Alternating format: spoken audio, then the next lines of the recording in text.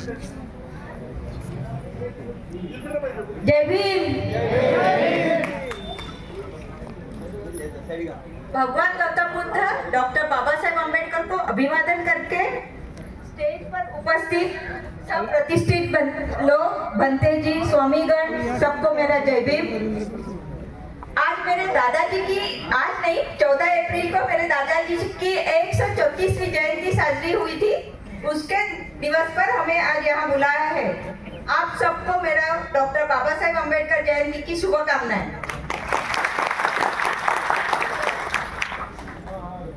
सब लोगों ने बाबा साहब के बारे में बहुत कुछ कहा, मैं भी वही कहना तो बहुत वही बात कहने जैसी हो जाएगी। लेकिन मुझे थोड़ा आपसे मैं बाबा साहब की पोती होने के वजह से थोड़ा कुछ बात करना चाहूंगी। जो मुझे आज की जो परिस्थिति है हमारी, वो क्यों है? हम हमेशा सब भाषण करते समय या किसी से बात करते समय हम दूसरों की गलतियां बताते हैं, उसने ऐसा किया इसीलिए हम वैसे हैं। लेकिन आप भूल जाते हैं कि बाबा साहब ने आपके लिए क्या किया था। बाबा साहब का लाइफ काम करने के लिए उन्होंने जो आपके लिए सामाजिक, धार्मिक, सांस्कृतिक और पॉलिटिकल जो आपके लिए किया, वो सिर्फ 40 या 45 साल में किया। आपको याद करना चाहिए कि इतना करने के लिए उनको कितनी मेहनत करनी पड़ी होगी। जो अनटचेबिलिटी थी वो 1000 साल पुरानी थी, और पूरे दुनिया में और इतिहास में देखोगे तो ऐसा आदमी आपको कहीं भी नहीं मिलेगा जिन्होंने सिर्फ 40 या 45 इयर्स में इतने पिछड़े हुए, इतने गरीब लोगों को दूसरे समाज के लेवल पे लाके खड़ा किया था। ये उनका बहुत बड़ा आपके ऊपर ऋण है। लेकिन उसको जाके अभी नेक्स्ट ईयर 70 साल हो जाएंगे बाबा साहब को अपने में से जाने के। हम लोगों ने क्या किया उसका हमें थोड़ा सा पीछे जाके देखना चाहिए। बाबा साहब को वापस पढ़ना भी चाहिए, क्योंकि बिना पढ़े जो लोग आपके लीडर कहते हैं या आपको प्रतिनिधित्व करते हैं, वो आपको कुछ भी बोलते हैं और आप उन पे बिलीव करके वैसे ही चलते हैं। मुझे लगता है ये जो आपकी आज की परिस्थिति है वो उसका एक एग्जाम्पल है। एक मूड पर लोग मीन जैसे 1% पकड़ो या 2% पकड़ो, उनको ही बाबा साहब ने जो किया वो फायदा हो गया। क्यों हो गया? क्योंकि वो शहर में रह रहे थे। बाबा साहब तब भी रोए थे कि मैंने गांव के लोगों के लिए नहीं किया, लेकिन जिनके लिए मैंने किया, जो शहर में रहते थे, शायद वो मेरे पिछले लोगों को देखेंगे। बाबा साहब ने और रमाई ने आपको बच्चे जैसा समझा था। खुद के बच्चों को जाने के बाद भी उन्होंने उतना दुख नहीं मनाया था। इमीडिएटली उन्होंने आपके लिए काम करना दोनों ने शुरू किया था।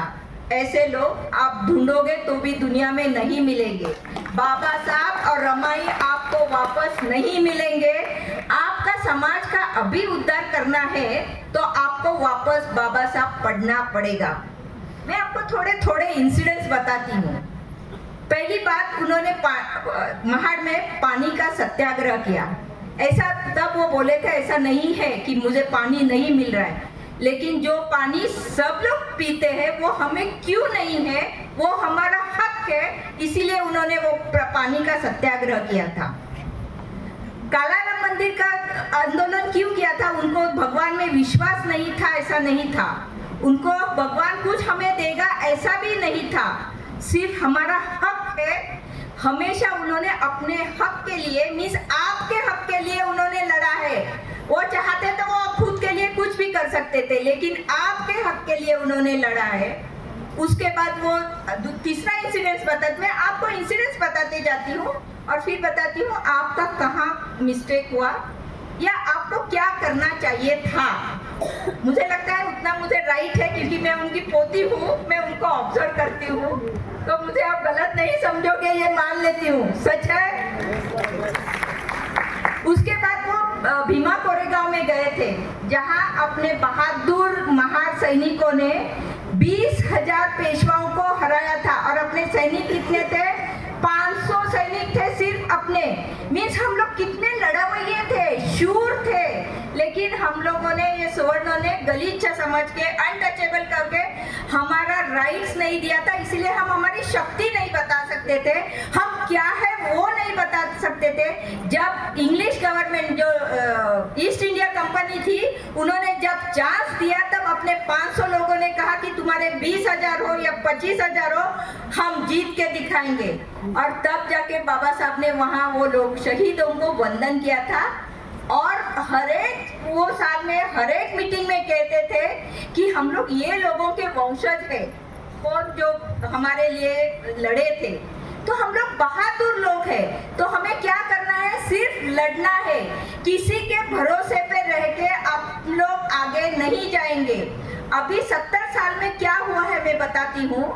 बाबा साहब ने हमें पहले क्या दिया? तो एजुकेशन राइट दिया, संविधान के बदले संविधान लिख के।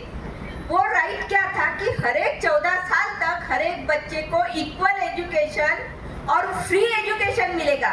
लेकिन कोई भी सरकार ने ये आचरण में नहीं लाया, क्योंकि उनका कहना था कि ये दलित लोग बहुत शूर है, सिर्फ इनको अपॉर्चुनिटी नहीं है, इसीलिए ये लोग कुछ नहीं करते। लेकिन उनको मालूम था ये कितने, इसीलिए उन्होंने वो इम्प्लीमेंट किया ही नहीं। अभी सब लोग चिल्ला रहे हैं संविधान धोखे में है, धोखे में है। लेकिन संविधान जब शुरू हुआ भारत में, तब से ही धोखे में था, ऐसा मेरा कहना। क्यों नहीं एजुकेशन राइट उन्होंने लगा के सब लोगों को इक्वल एजुकेशन दिया? गांव के लोगों को अभी भी बच्चों को एजुकेशन इक्वल नहीं है। जब हम लोग 75 ईयर मना रहे हैं अपने स्वातंत्र की, ये बहुत शर्मनाक बात है। दूसरी बात बाबा साहब ने कही थी कि हर एक मीटिंग में उनको इतना विश्वास अपने लोगों पे था कि वो हमेशा कहते थे कि आप इतना काम करो, लड़ो और पढ़ो, और अपने घर में जाके लिख के रखो दीवार पे कि हमें शासन करती जमात बनना है। बाबा साहब ने कहा था शासन करती जमात बनना है, मीन्स आपको कष्ट करना है, कष्ट करके वो पद पर जाना है। लेकिन हमारे कुछ लोगों ने क्या सोचा, उसका अर्थ ही अलग निकाला और शासन करती जमात समझने के बगैर वो शासन करने वालों के घर में घुस गए, जिसके वजह से क्या हुआ? चंद लोगों का फायदा हुआ और बाबा साहब के गरीब जनता जहाँ खेड़ा गांव जहाँ भी थी वहाँ वैसे के वैसे रह गई। जो संविधान में उनको बाबा साहब ने राइट दिए थे वो उनको मिले ही नहीं। इसके लिए जवाबदार कौन है? हम हैं। हम नहीं दूसरों को उनकी गलतियां कहेंगे, क्योंकि हम लोग इकट्ठे रह के झगड़े नहीं। हम हमेशा लोगों ने कहा इधर जाओ उधर जाओ, वैसे जाते रहे और हमारे समाज का रिप्रेजेंटेशन हमने किया नहीं। हम जैसे वो सैनिक लड़े वैसे लड़े नहीं अपने हक के लिए। ये हमारा दुर्भाग्य है, इसीलिए हमारी आज की परिस्थिति ऐसी है। दूसरी बात अभी जो हमेशा चल रही है वो है कि फ्री अनाज देना, फ्री साड़ी देना, कुछ कुछ सब फ्री देना। ये फ्री देने से क्या हो रहा है? वो तुम्हें भिखारी बना रहे हैं। मैं एक सिंपल उदाहरण देती हूँ। आपके दरवाजे पे रोज जो भीख मांगने को आएगा, आप 4 दिन भीख दोगे, 5 दिन भीख दोगे, कभी तो उसको बोलोगे ना तेरे हाथ पैर अच्छे हैं तो तू थोड़ा कमा के क्यों नहीं खा रहा है? आपकी स्थिति भी वो वैसे ही करने वाले हैं। आपको भीख दे के लाचार करेंगे और बाद में बोलेंगे अभी आपका हाथ पैर नहीं चल रहा है क्या? तब तक आपको काम करना भूल गए होंगे, आपको पता ही नहीं चलेगा। आपने अपने बच्चों को शिक्षा दी ही नहीं, क्योंकि आपको सब फ्री में अनाज मिल रहा था, फ्री में लेडीज को पैसे मिले। आपको कहना चाहिए कि हमें इक्वल एजुकेशन दो हमारे बच्चों को। हम अभी भूखे रहेंगे लेकिन हमारे बच्चे अच्छे पढ़ेंगे तो वो पूरे जाके शासन करती जमात बनेगी। ये ताकत आप में होनी चाहिए। आप गवर्नमेंट के या कोई भी लोगों के भूल भुलैये पे मत आइए। आपको एजुकेशन बच्चों के लिए, एजुकेशन सिर्फ एजुकेशन नहीं, जो अमीर का बच्चा पढ़ता है वही एजुकेशन आपका बच्चा पढ़ना चाहिए, तभी आप उनके साथ कंपटीशन कर सकते हो। बाबा साहब ने आपको वोटिंग का राइट दिया, उसमें आप देखो उनका कितना, एक अमीर को भी उतना ही वैल्यू है और गरीब के वोट का भी उतना ही वैल्यू है। मीन्स बाबा साहब को इक्वालिटी लानी थी कि अमीर और गरीब एक जैसे, जैसे कि आप अपना हक दे सकते। लेकिन अभी के इलेक्शन ऐसे हो रहे हैं कि पैसे से वोट खरीदे जा सकते हैं और 1000 रुपया मटन वो कुछ साड़ी बीड़ी ऐसे देख के आप उतना एक दिन मजे के लिए 5 साल के लिए आपका अधिकार सरेंडर कर देते हैं, जिसको ना आपको मेडिकल हेल्प मिलती है, ना आपके बच्चों को एजुकेशन मिलता है, ना बच्चों को नौकरी मिलती है।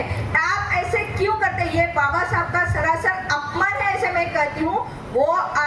वो महान शक्ति ने एक सैक्रिफाइस करके आपको अमीरों के लेवल पे लाने के लिए क्या कष्ट किए थे हमें पता, हम बता सकते हैं क्योंकि हम उनके घर के लोग हैं। लेकिन जब तक आप पढ़ोगे नहीं, लोगों के सुनोगे, थोड़े कष्ट के दिन आएंगे ना। हमारे पूर्वज भी तो बहुत गरीब थे, अभी भी वैसे क्यों फ्री किसी का लेना? आप हक मांगे, जो आपको कॉन्स्टिट्यूशन ने हक दिए है उसके लिए लड़िए। ये कोई आता है आपको 1000 रुपए देता है, हमें इलेक्शन में ये दो वो दो साड़ी लो, ये तो थोड़े दिन की मजा है। लेकिन पूरा लाइफ आप जो अभी नहीं तो बैक डोर से तो मनुस्मृति आ गई है। 50% मनुस्मृति इस देश में रूल कर रही है। 50% के लिए उनको अभी वोटिंग, अभी आप थोड़ा सुधरना शुरू किए तो शायद मैं कहती हूँ हम अपनी बाबा साहब की कॉन्स्टिट्यूशन बचा सकते हैं। लेकिन इसके लिए आपको क्या करना चाहिए? कहीं भी हो तो किसी पे भी कुछ भी हुआ, अन्याय अत्याचार हुआ, एज अम्बेडकराइट करके अनुयायी होकर कोई भी इस जात का, निचले जात का, दलित का कोई भी हो, लेकिन इकट्ठा होकर फाइट करो। वो फैमिली को लास्ट मिनट तक मदद करो कि उसको न्याय मिलना चाहिए। हम लोग 20 दिन अत्याचार होता है, 2-3 दिन मोर्चे निकालते हैं या कुछ करते हैं, उसके बाद भूल जाते हैं। सरकार को लगता है ये अभी कुछ करेंगे नहीं, और जो किए हुए लोग हैं वो आराम से घूमते हैं, और बाकी हम लोगों के ही लोगों पे हम ही मार खाते हैं, हम ही जेल में जाते हैं और हमें ही शिक्षा होती है। ये क्यों होता है? क्योंकि हमारी यूनिटी नहीं है, हम एक जैसे नहीं रहते हैं। ओके, अभी आ रहा है आवाज? सॉरी। तो ये कहना है मुझे कि आपको बाबा साहब वापस पढ़ना पड़ेगा। तब भी बाबा साहब ने कहा था एक मीटिंग में कि मैंने अपने पार्टी का या मैंने अपने समाज का झाड़ एक पत्थर पे लगाया है, उसको फल फूल आने में देर लगेगी, समझ सकते हैं हम भी। लेकिन 70 साल लगे थे ऐसा उन्होंने कभी नहीं सोचा होगा, ऐसे मुझे लगता है। अभी 70 साल में हमारी स्थिति बद से बदतर हुई है। अभी ऐसा हुआ है कि हम ना इधर है ना उधर है, बीच में ही है। लोगों को पता ही नहीं चल रहा है कि यहाँ जाना है वहाँ जाना है। लेकिन जब आपको अम्बेडकरवादी कहना है या अम्बेडकराइट कहना है तो आपको बाबा साहब के 22 प्रतिज्ञा का पालन करना पड़ेगा।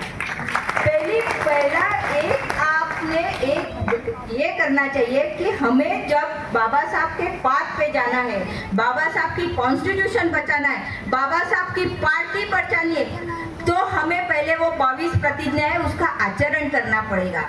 मेरा ये कहना है, मैं आज सुबह ही कह रही थी कि अपने बुद्ध विहार इतने बड़े बड़े हैं, हर जगह पे अपने बुद्ध विहार, उसका उपयोग हम लोग संडे को करना चाहिए। क्योंकि एक रविवार ऐसा दिन होता है कि महिलाओं को भी थोड़ी फुर्सत मिलती है। लेकिन किसी ने कहा कि महिला आते ही, ये बराबर नहीं है। आप देखोगे तो बाबा साहब ने 1927 में अपना जो लड़ा शुरू किया था वो महिलाओं को लेके किया था। बाबा साहब को महिलाओं पे बहुत भरोसा था। उन्होंने कहा था कि समाज का दर्जा उससे देखा जाता है वो घर की पढ़ी लिखी औरत से। मिस आपको, मुझे लगता है बाबा साहब को वंदन करना है, शुभेच्छा देना है। तो ये जो उन्होंने कही थी वो गोष्ठी, वो प्रकार सब आचरण में लाने से आप रियल उनको श्रद्धांजलि दे सकते हैं, उनको शुभकामना दे सकते हैं। सिर्फ 14 अप्रैल को डीजे लगा के डांस करके साल में एक बार मजा करके बाबा साहब नहीं समझ सकते। बाबा साहब एक इतना बड़ा बुक है कि वो पढ़ते पढ़ते समझते हम लोग बूढ़े होके मर जाएंगे, लेकिन बाबा साहब को समझना बहुत मुश्किल है। उन्होंने इतना काम किया है कि आपको रोज उनको को पढ़ना चाहिए। एटलीस्ट महिलाओं को मुझे कहना है, हमेशा मुझे आज बहुत अच्छा लग रहा है कि इतने सारे महिला, किसने मुझे बताया आप आए इसीलिए महिला है। मैं बोली ये बाबा साहब का विजय है, क्योंकि बाबा साहब ने महिलाओं को लेके अपना आंदोलन शुरू किया था। और आपको मालूम नहीं है, जब महाड़ में उन्होंने अपने भाषण में कहा था कि आप जो ऐसे वो उस जमाने में थोड़ी औरतें अलग तरह की साड़ी डालती थी और बहुत सारे पित्तल लोखंड के गहने डालती थी, तो बाबा साहब ने कहा था ऐसे मत। तो उनके एक सहकारी थे, उनकी वाइफ ब्राह्मण थे, उन्होंने कहा कि हमारे औरतों को साड़ी पहना तुम्हारे जैसे सिखाना। वो उन्होंने सब औरतों ने वो साड़ी नेक्स्ट डे जब महिलाओं की कॉन्फ्रेंस थी तब वैसे ही साड़ी पहन के पूरे गहने निकाल के, एक हाथ दूसरा ही गहना था उनमें, जाते समय हर एक महिला को बाबा साहब ने तब के 25 पैसे दिए थे, 4 आना कहते थे। वो हर एक महिला को बाबा साहब ने एज ए टोकन दिया था कि आप मेरी बात सुनते हो तो मेरा आप पे कितना विश्वास है। तो मुझे महिलाओं को कहना है, क्योंकि महिला ही घर में बच्चों का पालन पोषण करती है, उसके संस्कार मिस फादर के जगह महिलाओं के संस्कार बच्चों पे ज़्यादा रहते हैं। तो महिला सुसंस्कृत हुई, बाबा साहब के विचार आचरण में लाए, भगवान बुद्ध का अष्टांगीन मार्ग, पंचशील मार्ग उन्होंने जो कि अपनाया और बच्चों को अच्छे संस्कार डाले, तो हमारा भी अच्छा संस्कार, अच्छा सोसाइटी बन सकती है। जैसे कि दूसरे जैसे कहते हैं, हम लोग तो उनसे भी आगे जा सकते हैं, क्योंकि हमें बाबा साहब जैसा युग पुरुष मिला था, तभी भी हम पीछे क्यों हैं, ये मेरा एक हमेशा प्रश्न है। क्योंकि अदर कास्ट को इतना बड़ा आदमी नहीं मिलके भी उन लोग प्रगति कर रहे हैं, और हमारे यहाँ एक इतना आदमी मिला जिन्होंने सब कुछ दिया, रिजर्वेशन दिया, आपको कुछ करना भी नहीं पड़ा। और रिजर्वेशन से शहर में रहने वाले लोग बहुत बड़े बड़े भी हो गए, लेकिन उन्होंने गांव में कहीं देखा नहीं, वो भूल गए, वो उनके लिए अच्छा नहीं है, वो बाबा साहब का अपमान है, ऐसा मैं समझती हूँ। मुझे हमेशा लगता है कि जो बाबा साहब के विचार आचरण में नहीं लाते, वो 10 बार जय भीम बोलने से या 14 अप्रैल सेलिब्रेट करने से या दशहरा अपना बुद्ध जयंती या दीक्षा सम्मेलन ये सेलिब्रेट करने से कुछ नहीं होता है। उनके जो 22 प्रतिज्ञा है उसका आचरण करो। मुझे महिलाओं से ज़्यादा उम्मीद है, ऐसा कुछ नहीं। महिलाओं को आगे जाने के लिए हमेशा पुरुषों का साथ रहना पड़ेगा ही। जैसे बाबा साहब को बड़े होने के लिए रमाई का पूरा आयुष्य उन्होंने दे दिया, वैसे ही आप लोगों को भी अपने घर में पुरुष मंडली का तो सपोर्ट लगेगा ही। लेकिन दोनों को मुझे कहना है कि अभी बहुत हो गया, हम लोग इसके पीछे जा रहे हैं, उसके पीछे।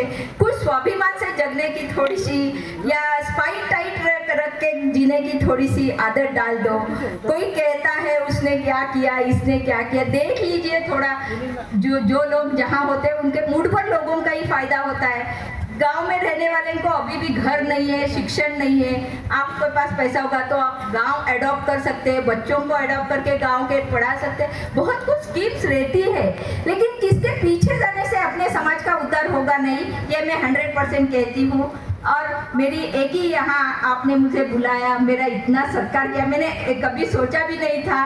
बिदर में मैं फर्स्ट टाइम आई, मुझे इनविटेशन दिया, मैं बोली चलो, क्योंकि अभी मैं बहुत सारे फंक्शन करती हूँ, मैं अभी फ्री हूँ, इसलिए आप बिदर वासियों का मैं बहुत बहुत आभारी हूँ। आपने बहुत मेरा अच्छा सत्कार किया, मैंने इतना बड़ा सत्कार एक्सपेक्ट नहीं किया। स्वामी जी ने मुझे घर की लड़की समझ के मेरा साड़ी चोली दे के ये किया, उनका भी मैं बहुत आभार मानती हूँ। और आप सबको एक बार मैं अभी 70 इयर्स की हूँ, मैं बताती हूँ।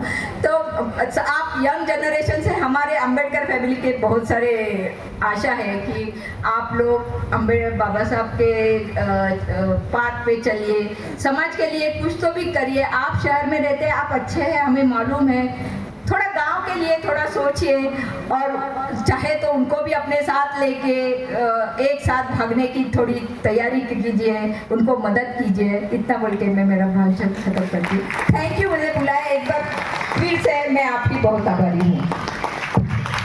धन्यवाद भाई। उन्होंने कहा कि बाबा साहब तो मंशा था। बाबा साहब ने एक बार कहा था भी, पढ़े लिखे लोगों ने मुझे धोखा दिया, क्योंकि पढ़े लिखे लोगों ने बैक टू सोसाइटी देने का जो काम नहीं किया,